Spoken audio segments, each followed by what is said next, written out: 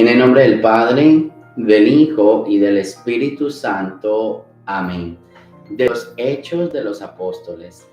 En aquellos días vinieron de Judea a Antioquía algunos discípulos y se pusieron a enseñar a los hermanos que si no se circuncidaban conforme a la ley de Moisés, no podrían salvarse. Esto provocó un altercado y una violenta discusión con Pablo y Bernabé. Al fin se decidió que Pablo, Bernabé y algunos más fueran a Jerusalén para tratar el asunto con los apóstoles y los presbíteros.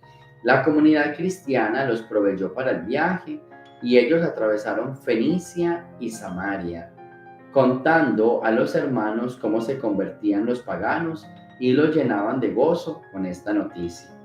Al llegar a Jerusalén fueron recibidos por la comunidad cristiana, los apóstoles y los presbíteros, y ellos refirieron todo cuanto Dios había hecho por su medio. Pero algunos de los fariseos convertidos intervinieron diciendo: hay que circuncidar a los paganos y exigirles que cumplan la ley de Moisés.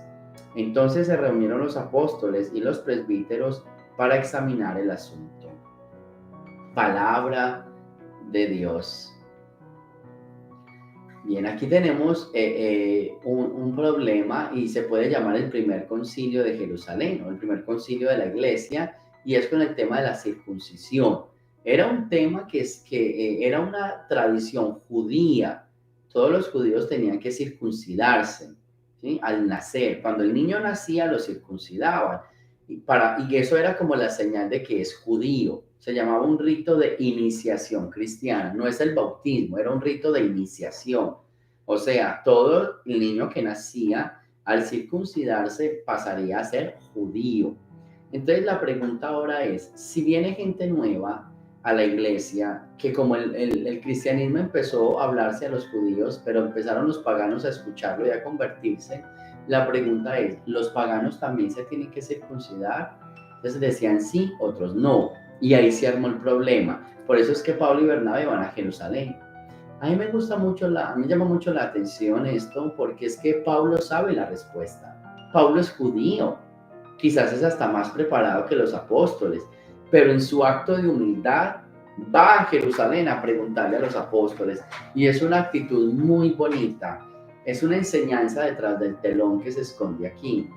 Cuando tú no eres el encargado, quédate callado, aunque sepas la respuesta. A veces el orgullo de uno como que no permite esos actos de humildad. Yo he visto muchas personas, hasta uno mismo, le preguntan algo y uno quiere responder: ese no es tu puesto, ubícate en tu puesto, ese no es tu lugar. Aunque sepas la respuesta, no te corresponde a ti darla, le corresponde a los que están encargados. Pablo se sabía la respuesta, yo sé que sí, pero él no es la cabeza de la iglesia, él no es el jefe, él es un discípulo más.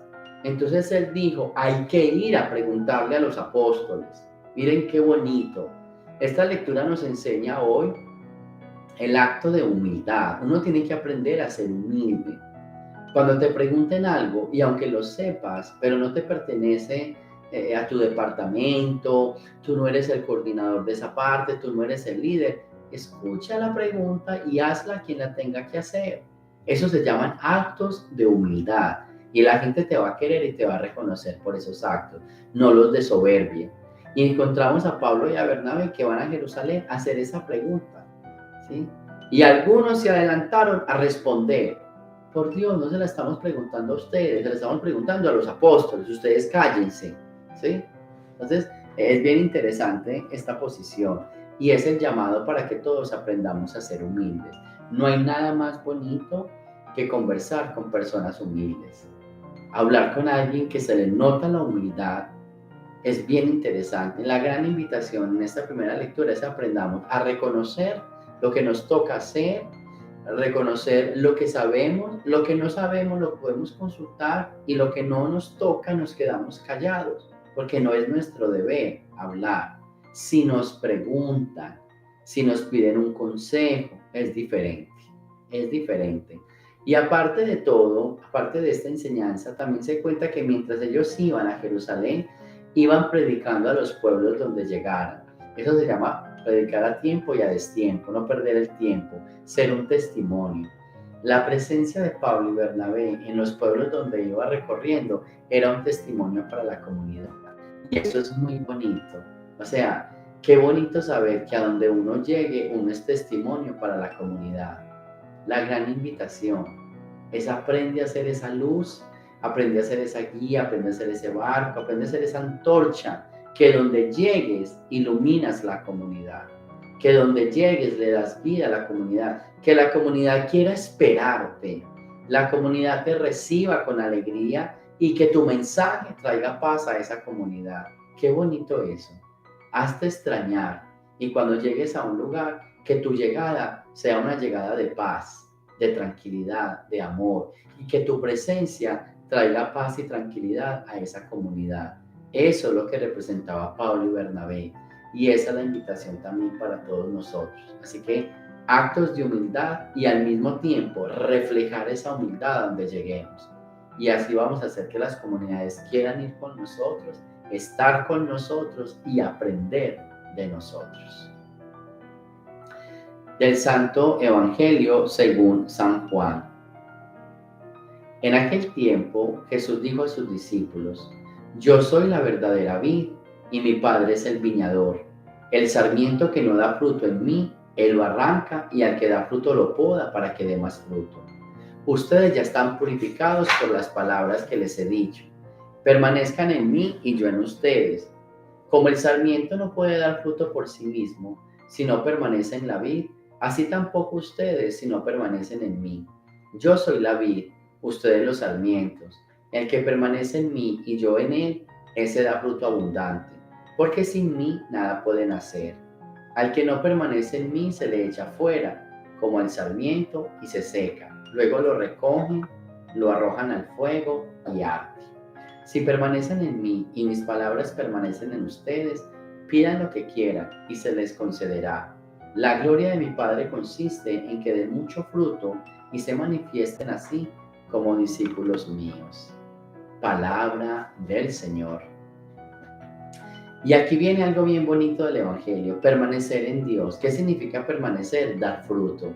Y es lo que yo les estaba hablando. La humildad es un fruto de Dios.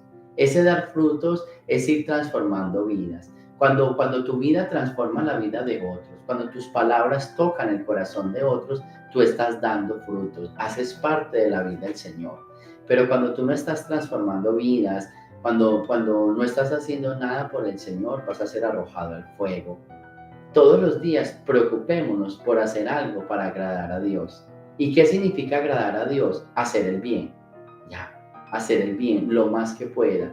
Por eso San Pablo dice: hermanos, no se cansen de hacer el bien, porque el hacer el bien es permanecer en la viña del Señor y es permanecer dentro de la vid, ¿sí? Dentro de la vid. Entonces seamos parte de esos sarmientos, seamos parte de esas hojas o de esas ramas de la familia de Dios, haciendo el bien. Lo que decía ahorita en la primera lectura, fueron pasando por diferentes pueblos haciendo el bien. A donde vayas, haz el bien. Deja una semilla de bondad en el corazón a donde llegues. Y esa semilla de bondad es la manifestación de que estás con Dios y al mismo tiempo será una semillita que va a crecer y crecerá bien para que los demás reciban el bien y hagan el bien. Así se riega todo este tema de la bondad. Entonces, haz parte de la familia de Dios. A donde llegues, haz el bien. A donde llegues, sé una bendición. A donde llegues, sé esa luz. Porque si no, te van a cortar, te van a podar. ¿Qué significa eso? Que no estás con Dios. Tus obras o nuestras obras van a hablar de parte de quién estamos. ¿Estamos de parte de Dios o estamos con Dios cuando las obras llegan y se manifiestan a los demás? Y son vivo ejemplo de que Dios está en nuestro corazón. Y yo pienso que lo más grande de todo esto, o la obra más grande, es esa humildad. Así que no me canso de hablar de eso porque la humildad es la virtud de los santos. Y por eso al final dicen: si ustedes permanecen en mí, todo lo que ustedes pidan se les concederá. Pero cuando uno permanece en Dios y cuando uno es humilde, uno no pide bobadas. Uno pide siempre el bien para los demás. Quien permanece en Dios casi que no pide nada para sí, pide para los demás. Así se reconocen los buenos y los humildes y los sencillos. Aprender a estar con Dios, a ser humilde y a pensar en los demás, haciendo el bien a donde se llegue. Gloria al Padre, al Hijo y al Espíritu Santo, como era en el principio, ahora y siempre, por los siglos de los siglos. Amén. El Señor esté con ustedes y la bendición de Dios Todopoderoso, Padre, Hijo y Espíritu Santo, descienda sobre ustedes y me los acompañe siempre. Jesús, María y José, aleluya, aleluya.